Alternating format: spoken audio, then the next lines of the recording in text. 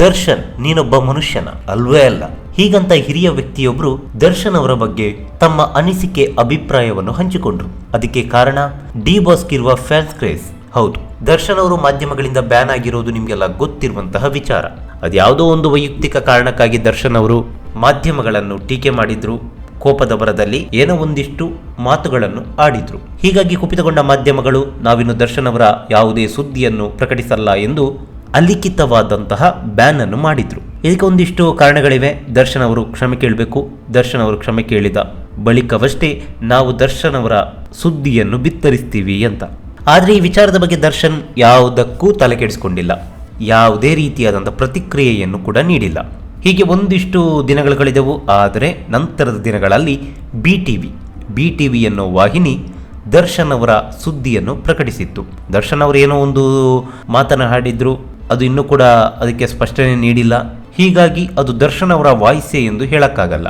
ಹಾಗೆ ಹೀಗೆ ಅಂತ ಹೇಳಿ ಒಂದಿಷ್ಟು ಸಮಜಾಯಿಷಿಯನ್ನು ಕೊಟ್ಟು ಟಿವಿಯವರು ದರ್ಶನ್ ಅವರ ಪರವಾಗಿ ನಿಂತರು. ಈ ವಿಚಾರ ನಿಮಗೆಲ್ಲ ಗೊತ್ತೇ ಇದೆ. ಈ ಸಂದರ್ಭದಲ್ಲಿ ಸಾಮಾಜಿಕ ಜಾಲತಾಣಗಳಲ್ಲಿ ಒಂದಿಷ್ಟು ಮಾಹಿತಿಗಳು ಕೇಳಿಬಂದಿತ್ತು. ಅದೇನಂತ ಹೇಳಿದ್ರೆ, ದರ್ಶನ್ ಅವರು ಟಿವಿಯವರ ಜೊತೆಗೆ ಡೀಲ್ ಅನ್ನು ಮಾಡಿಕೊಂಡಿದ್ದಾರೆ ಅಂತ.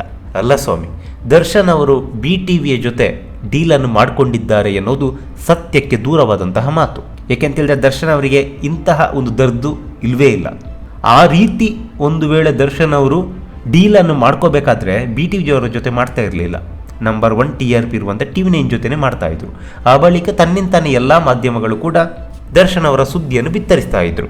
ಹೀಗಿರುವಾಗ ದರ್ಶನ್ ಅವರು ಟಿವಿಯ ಜೊತೆಗೆ ಒಂದು ಒಪ್ಪಂದವನ್ನು ಮಾಡಿದ್ದಾರೆ ಎನ್ನುವುದು ಇದು ಸತ್ಯಕ್ಕೆ ದೂರವಾದ ಮಾತು. ಅದೇನೇ ಇರಲಿ, ದರ್ಶನ್ ಅವರನ್ನು ಎಲ್ಲ ಮಾಧ್ಯಮಗಳು ಬ್ಯಾನ್ ಮಾಡಿತ್ತು. ಆದರೆ ಟಿವಿ ಮಾತ್ರ ಮಾಡಿಲ್ಲ. ಸದಾ ದರ್ಶನ್ ಅವರ ಪರವಾಗಿ ದರ್ಶನ್ ಅವರ ಓಡಾಟ, ದಿನನಿತ್ಯದ ವಿಚಾರಗಳು, ಅವರ ಒಂದಿಷ್ಟು ಸುದ್ದಿಗಳನ್ನು ಟಿವಿ ಬಿತ್ತರಿಸ್ತಾನೆ ಇದೆ.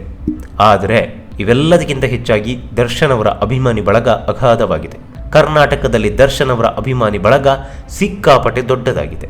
ಯಾವ ನಟರಿಗೂ ಇಲ್ಲದಂತಹ ಅಭಿಮಾನಿ ಬಳಗವನ್ನು ದರ್ಶನ್ ಅವರು ಹೊಂದಿದ್ದಾರೆ. ಹಾಗೆ ಸಾಮಾಜಿಕ ಜಾಲತಾಣಗಳಲ್ಲೂ ಕೂಡ ದರ್ಶನ್ ಅವರ ಅಭಿಮಾನಿಗಳ ಪೇಜ್ಗಳಾಗಿರ್ಬೋದು, ಟ್ರೋಲ್ಗಳಾಗಿರ್ಬೋದು ಸಿಕ್ಕಾಪಟ್ಟೆ ಇದೆ.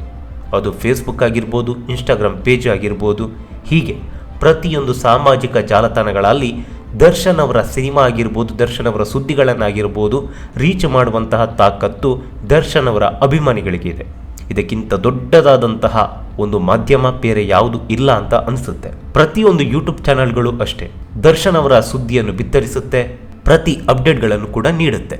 ಹೀಗಾಗಿ ಜನಗಳಿಗೆ ದರ್ಶನ್ ಅವರ ಸುದ್ದಿ ತಲುಪೋದು ದೊಡ್ಡದ ವಿಚಾರವೇ ಅಲ್ಲ. 12 ಚಾನೆಲ್ಗಳನ್ನು ನಂಬಿಕೊಂಡು ಯಾವ ಸಿನಿ ಪ್ರೇಕ್ಷಕನೂ ಇಲ್ಲ. ಮೊಟ್ಟ ಮೊದಲ ಬಾರಿಗೆ ಸಿನಿ ಪ್ರೇಕ್ಷಕನಿಗೆ ತಲುಪೋದೇ ಈ ಸಾಮಾಜಿಕ ಜಾಲತಾಣಗಳ ಮೂಲಕ. ಪ್ರತಿ ಸುದ್ದಿ ಕೂಡ ಸಾಮಾಜಿಕ ಜಾಲತಾಣಗಳ ಮೂಲಕವೇ ಪ್ರತಿ ವ್ಯಕ್ತಿಗಳಿಗೂ ಮೊಟ್ಟ ಮೊದಲನೇದಾಗಿ ಸಿಗುತ್ತೆ. ಆ ನಂತರದ ಬಳಿಕ ಅದನ್ನು ಟಿವಿಯಲ್ಲಿ ನೋಡ್ತಾರೆ.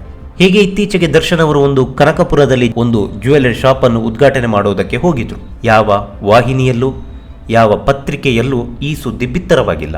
ಆದರೆ ಅಲ್ಲಿ ಸೇರಿದಂತಹ ಜನ ಸಮೂಹ, ಅಭಿಮಾನಿ ಬಳಗವನ್ನು ನೋಡಿದ್ರೆ ಪ್ರತಿಯೊಬ್ಬ ಕೂಡ ಒಮ್ಮೆ ದಂಗಾಗ್ತಾರೆ. ಸಿಕ್ಕಾಪಟ್ಟೆ ಜನ, ಕಿಕ್ಕಿರಿದ ಜನಸಂದಣಿಯೊಂದಿಗೆ ದೊಡ್ಡ ಜಾತ್ರೆಯೇ ಅಲ್ಲಿ ನಡೀತಾ ಇದೆ ಅನ್ನುವ ಮಟ್ಟಕ್ಕೆ ಅಲ್ಲಿ ಅಭಿಮಾನಿಗಳು ಮುತ್ತಿಕೊಂಡ್ರು. ಯಾವುದೇ ಪ್ರಚಾರವಿಲ್ಲದೆ ದರ್ಶನ್ ಅವರು ಬರ್ತಾರೆ ಎನ್ನುವ ಒಂದು ಸುದ್ದಿ ಈ ಮಟ್ಟಕ್ಕೆ ಸದ್ದು ಮಾಡುತ್ತೆ, ಈ ಮಟ್ಟಕ್ಕೆ ಜನರನ್ನು ಸೇರಿಸುತ್ತೆ ಅಂತಾದರೆ ಇನ್ನು ದರ್ಶನ್ ಅವರೇ ಪ್ರಚಾರ ಮಾಡಿ ಬರ್ತಾ ಇದ್ರೆ ಯಾವ ಮಟ್ಟಕ್ಕೆ ಜನ ಸೇರಿರ್ಬೋದು ನೀವೇ ಊಹಿಸಿಕೊಳ್ಳಿ.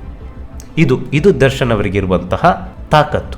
ಹೀಗಾಗಿಯೇ ಹಿರಿಯರೊಬ್ಬರು ದರ್ಶನ್ ನೀನೇನು ಮನುಷ್ಯನ ಅಥವಾ ದೇವರ ಅಂತ ಕೇಳಿತ್ತು. ಈ ಮಟ್ಟದ ಕ್ರೇಜ್, ಈ ಮಟ್ಟದ ಪ್ರಚಾರವಿಲ್ಲದಂತಹ ಜನ ಸೇರುವ ನಟ ಅಂದರೆ ಅದು ದರ್ಶನ್ ಅವರೇ ಇರಬೇಕು. ಯಾವುದೇ ಪ್ರಚಾರ ಇಲ್ಲದೆ ತನ್ನ ಅಭಿಮಾನಿಗಳನ್ನು ಸೆಳೆಯುವಂತಹ ಆ ತಾಕತ್ತು ಇರೋದು ಅದು ದರ್ಶನ್ ಅವರಿಗೆ ಒಬ್ರಿಗೇನೆ ಅಂತ ಅನಿಸುತ್ತೆ. ನಮಸ್ಕಾರ.